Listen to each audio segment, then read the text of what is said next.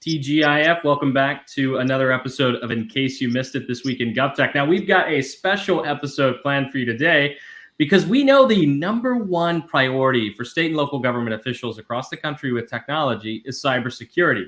We've seen agencies across the country hit with ransomware, social engineering attacks, all kinds of new things. Now we've got killware. And so we have brought in an internationally recognized cybersecurity leader, technologist, keynote speaker, blogger, author, senior fellow, and more to break down what he has seen in this landscape. He's also the Field Chief Information Security Officer for Public Sector at Presidio, but he's most recently co-authored a new book called Cyber Mayday and the Day After, a leader's guide to preparing, managing, and recovering from inevitable business disruptions.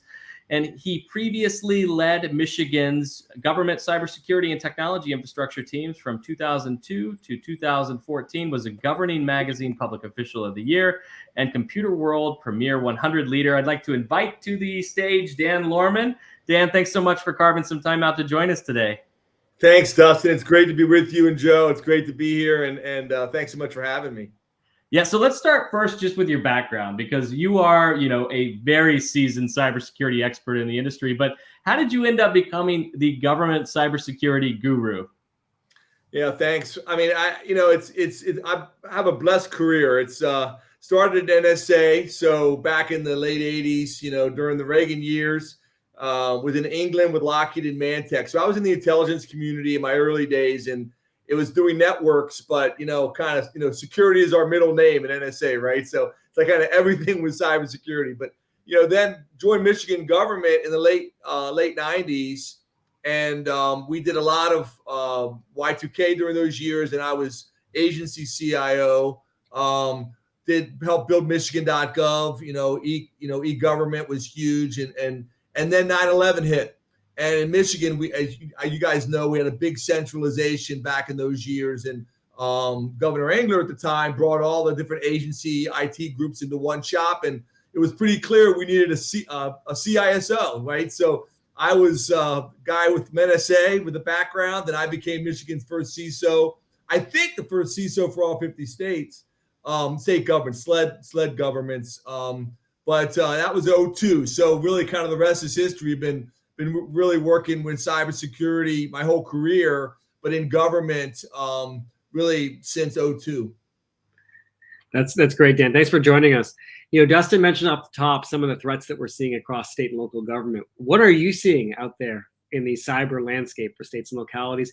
Any new threats, bad actors that leaders should be aware of?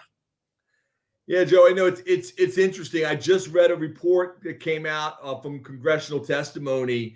It just bothered my mind earlier this week. It said that the ransomware attacks, and you guys know this, but the numbers blew me away. The ransomware attacks this year alone are more than the last 10 years combined. And I mean, when you think about that, I mean, in 2019 was pretty bad. You guys know I blog for Government Technology Magazine, and I thought 2019 was the year ransomware hit state and local governments. So, and then 2020 was way worse than 2019. And now 2021 is even worse. So, I mean, you got to kind of start, the whole conversation with ransomware. It's probably worse than we're actually even hearing about. So there's all different types of that. Of course, different angles on that. We could talk a lot about different ways that, people are not just, ask extortion for the money, but they're reselling, making money 2 and 3 ways out of it. Selling the data anyway, threatening if you don't pay, they're going to release it on the dark web. I think those are still the top stories for this year. New threats are just hitting each and every day. And I have to say, it's accelerating. So I don't see this slowing down as we head into 22. Lots of different specifics we could talk about, about that. But yeah, the threat environment continues to worsen. I think the only other thing I would mention, and you guys I know have talked about this on your show in the past, but I talk to CISOs and CIOs all over the country and government, every week like you guys do, and the shortage of staff is really, really a huge issue. Doing lunch with CISOs out at NASCIO conference, different people, everybody is just really, they've lost a lot of staff this year. Some have lost, I know some CISOs that have lost 50% of their staff. And it's to the point of crippling. I mean, they just can't get work done. They have a priority, they have a plan, but they can't execute it because they can't keep people. So the cyber talent issue, I think it's becoming a crisis for state and local governments. Dan, I'd like to go back to the new book and repeat the title in case someone missed it. Cyber Mayday and the Day After, a leader's guide to preparing, managing, and recovering from the inevitable. I was just wondering if you could share more about why you decided to write the book and who the book is for. Yeah, thanks, Jed. Appreciate that. And appreciate you guys letting me talk about this. It started really, I'm going to go back a couple of years. I during COVID especially, but even before that, I've been working with a number of people around the world, actually, who I met through LinkedIn. My co-author, Shemaine Tan, is a real cyber superstar in Australia. She actually comes from Singapore, but she's been in Sydney, Australia now for over 10 years. And she started something called Cyber Meetups, which they have meet in like 5 Australian cities. They meet in Japan, in Tokyo. They meet in Singapore and some other Asian countries. And she's getting huge, attendance at her events before COVID. I was actually going to go over and be in Sydney for a wedding. I was going to speak at one of their events. Of course, COVID 2 times canceled my trip to Australia. So probably like a lot of other listeners, have my travel plans changed because of COVID. But basically, Shemaine reached out to me in August of 20 and said, I'd helped her write on a chapter in one of her books, her first book, on cyber leadership, cybersecurity leadership for CISOs. And she said, let's write a book together. And so we've been working on this for about 15 months. The interesting thing was we talked about this topic. What should we write about? We talked about ransomware, cyber incidents, emergency incidents. This was before SolarWinds, before Colonial Pipeline hit, before JBS Foods, and all the hospitals and all the the destruction in 2021. We were pretty much done writing it back in February. Handed in our manuscript back around the 1st of May, and then Colonial Pipeline hit, then JBS Meats and the Ireland Health Service all went down. So we were able to include those in. There's 35 stories. So what we thought was missing and how we came up with this topic was really there's so many great checklists out there. And we referenced them from NIST, the cybersecurity framework. There's a lot of great private sector checklists from around the world. Other governments have those checklists. We have those references in the book. So we cover those. What we thought was missing in the market, we think this fills that niche, is true stories. People want to hear what happened, when you were hit. I was there in 2003, when the blackout happened, but all the way through to, emergencies in 2021. What did you do? How did you do it? Who was involved? Who called who? Basically the nuts and bolts of what happens during a cyber emergency. And so really covering that and really covering, true stories with practical tips, and the audience really is for not just technology and security pros, but business leaders, small businesses. There's a lot of stories in here from state governments.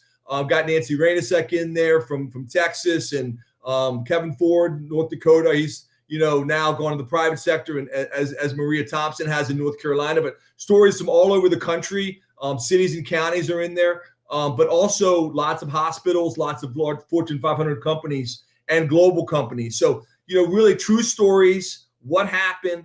And so the audience is CXOs, leaders. I think technology and security pros certainly will benefit from this. But really, cyber emergencies are business problems. I think we're going to talk about that for all levels of leadership. It's not just for the security and technology people.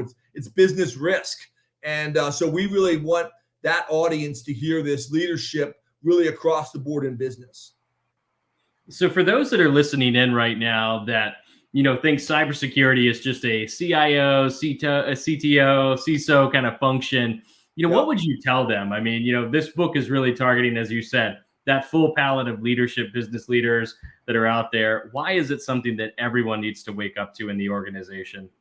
Yeah, great question, Dustin. And I think if you really look at, what happened with Colonial Pipeline earlier this year, that I think really for a lot more people changed the conversation because, they saw the impact of ransomware, and you had gas lines that were 3-4 hours long in the southeast part of the United States. I mean, it's a business issue. Businesses shut down. I think in governments, we saw Baltimore, Philadelphia, we go through the laundry list, Atlanta, throughout Texas, governments shut down, the business of government shut down, and you can't, do tax returns. You can't, there are challenges that people are facing that across state and local governments, private sector, which really hit people and disable business. And so, emergencies, and we talk about this in the book as well. It's a lot of people talk, even before, this last couple of years,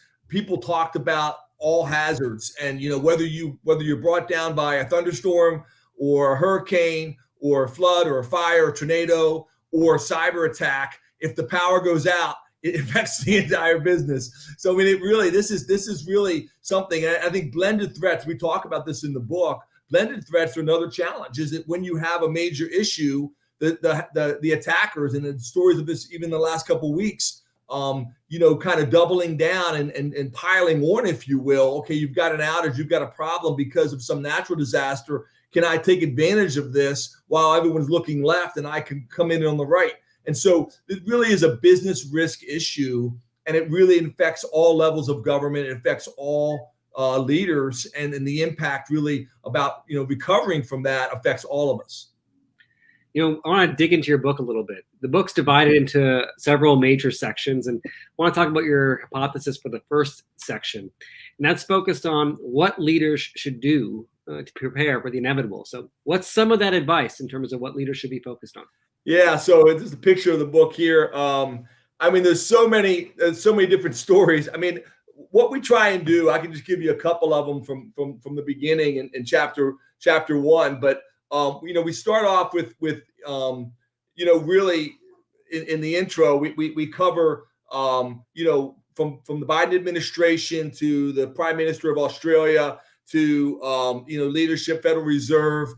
Interviews, about how this is now front and center, and the kinds of attacks that could really disable not just individual organizations or small businesses or governments, but bring down the financial system. So lots of quotes around that.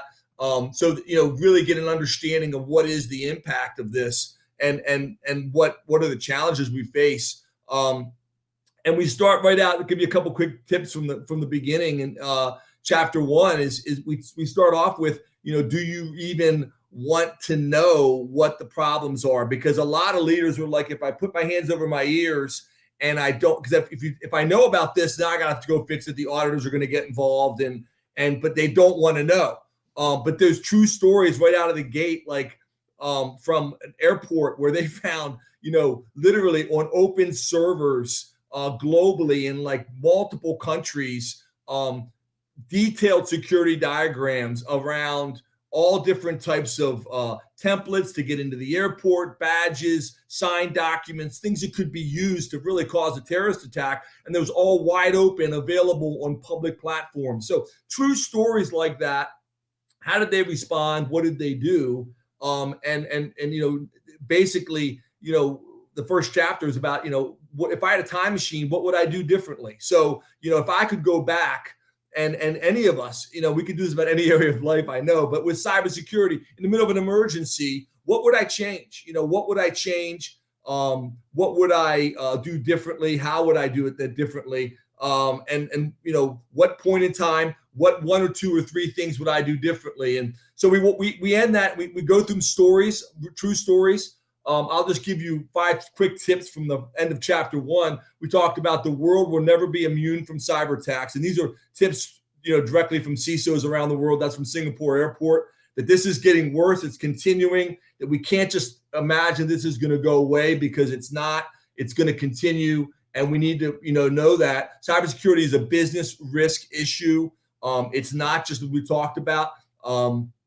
It's not just a technology or security issue. It's a business risk issue. Double-edged sword of zero trust. Talks about, so many organizations, so zero trust is now the mantra. Everybody wants to go to zero trust model. I'm a big supporter of zero trust. I blogged and written about that. But in an emergency, sometimes you have to accept and apply patches. You have to apply other things that maybe, quite frankly, you may not be able to follow all the principles of zero trust. So how do you really apply zero trust in a cyber emergency, and how does that work? And that whole discussion and stories around that.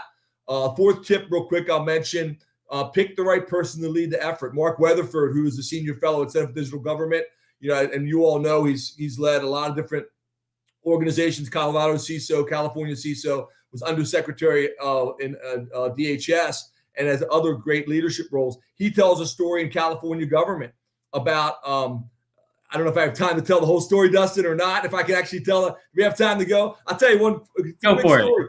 So he was CISO in California, and the tip is this: pick the right person to lead this, because he was CISO over the whole state, did not have authority over each individual agency, but a very large agency. He had negotiated that he was going to be involved in all of those decisions, in hiring and interviewing and that kind of thing. Well, someone was selected that he didn't know about. He came in after the fact. He said the person was really nice. The person was, very kind, professional, but something seemed wrong. The person did not seem qualified. The person, there's a lot of issues. He said, I saw a lot of red flags. Lo and behold, about a month later, he finds out the person, they had not done a background check. They had not really looked at resume, or they didn't really know this guy's background. Turns out he had just been released from prison, and had no experience, and had been hired to lead this role. And I won't go into read the story in the book, but Mark talks about how you need to do this vetting. Who are you hiring? Background checks, those kinds of things are important. And then last but not least, it sounds like a cyber Mayday right there. That was a bit of a Mayday, and it was. And the person was fired, and they were very, very, very apologetic about it. Mark, talks about that. Act and adjust with resilience when cyber situation evolves, and that came from Deb Snyder, another senior fellow at Center for Digital Government. It's true stories from New York State government. She talks about how they had a team; they were responding to local ransomware attacks throughout, New York. But very quickly they got overcome by events, and it started getting to the point where they could not support all the different requests they had from the counties that really, were just kind of overwhelming them. And so they had to adjust. They had to bring in some private sector help. They had to make some changes and adjust their approach. They were able to be successful, and she'll tell you they had a lot of great successes in New York. So kudos to them. They did a great job, but they had to really act and adjust. And then she talks about how they did that. So that's just some tips from chapter 1. Dan, thanks a lot for sharing all those tips and stories. And so people watching, you definitely need to read the entire book so you can get everything. So I'd like to go to part 2 of the book, which is about what happens, quote, when the alarm goes off, end quote. What are the major tactics that agencies should be thinking of when they recognize that an event is taking place? Yeah, and again, I just want to highlight here, Jed, there's so many stories in the book that you need to read them. I'm just going to give you one from my own personal experience at real life that I talk about in there. And this goes all the way back to 2003. So this is almost 20 years ago, 18 years ago. But I was the emergency management coordinator for Michigan Department of Information Technology during the 2003 blackout. And many of the lessons that I learned there still apply today. As I mentioned, the first one was, and the main point I would say is it's all about communication. How do you communicate in an emergency? Who are you going to call? Are they going to be available? Where are you going to go? How are you going to do that? Basic lists like call lists and making sure they're updated. How are you going to contact people? There's so many assumptions. We say, well, I'm just going to use my cell phone, right? Well, what if your cell phone's not available? What if the network is down? How are you going to communicate, in those kind of emergencies? What if people aren't available? The Michigan lead for emergency management happened to be on vacation in Mexico at the time. So Christy Etchu, the deputy emergency management coordinator, actually ran that whole incident for about 5 days. We've spent better part of 24-hour days, 18 to 24 hours in the emergency coordination center. And it was just amazing to see how everything that happened during that emergency, people really getting involved in communicating things you assumed you could do, like update the website. We were hosting it in Boulder, Colorado at the time. We couldn't access the website. So a lot of things. Good news is we had a really good plan. We had just been through Y2K. We had just, we had been through a lot of different tests, and we were ready. We did, get out of it. In fact, I would say even one of the lessons was if you communicate well, and there are lots of stories, this is just one, you can actually come out of an emergency looking better as an organization. And I think that's what happened in the Michigan Department of Information Technology back in 03-04, because we actually, so many agencies came to us after this and said, we're so glad you were there, because we would not have been able to, do what you did. And so, we had Terry Takai was actually in that emergency as well with me in the Emergency Coordination Center. But I think that the number one area, there's lots of stories in there, but communication, it seems so easy to say, oh yeah, we're going to communicate.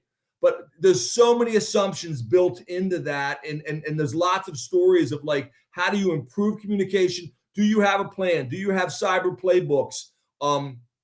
We didn't mention earlier, we talk a lot about, certainly have you actually done tabletop exercises? Have you done full-scale exercises? Have you tested your plans?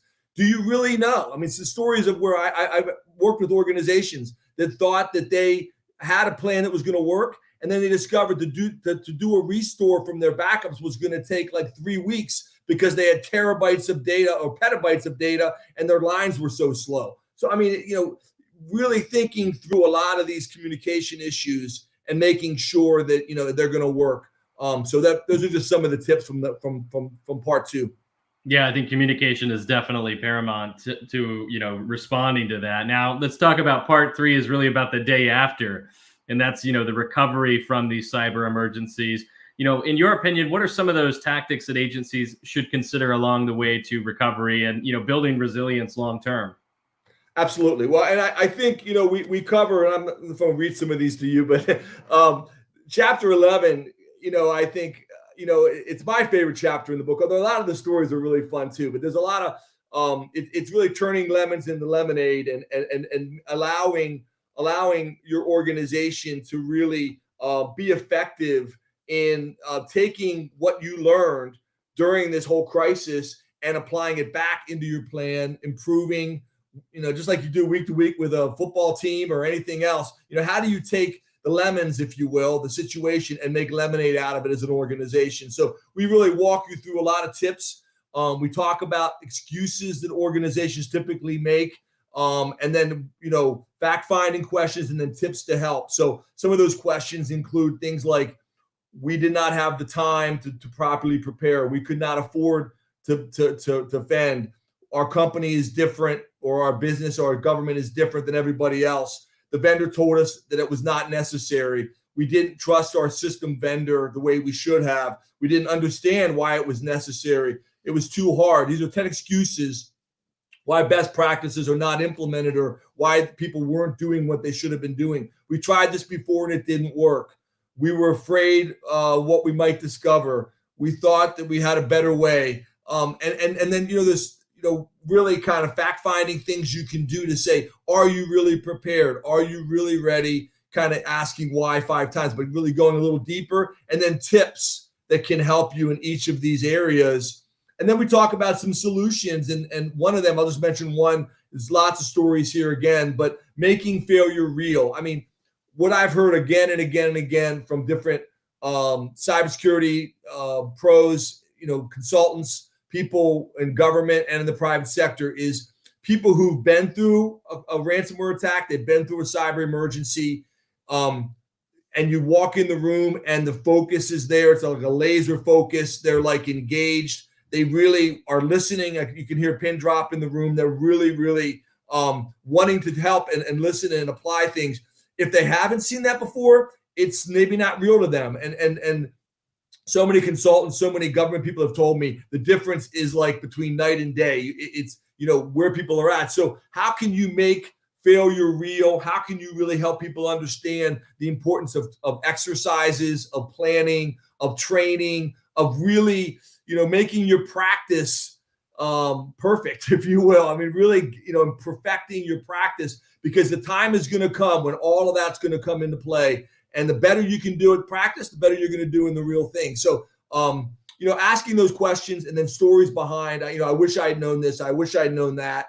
and then applying that. So those are just some of the tips, but really taking those lemons and making lemonade out of them is really the key. All right. Well, your book's out now. So where should our audience go to grab themselves a copy? Yeah, you mentioned Amazon here is great. You can go ahead and it's available really wherever books are sold. You can go, to Wiley.com. It's at Barnes and Noble. It's really available. We're really excited.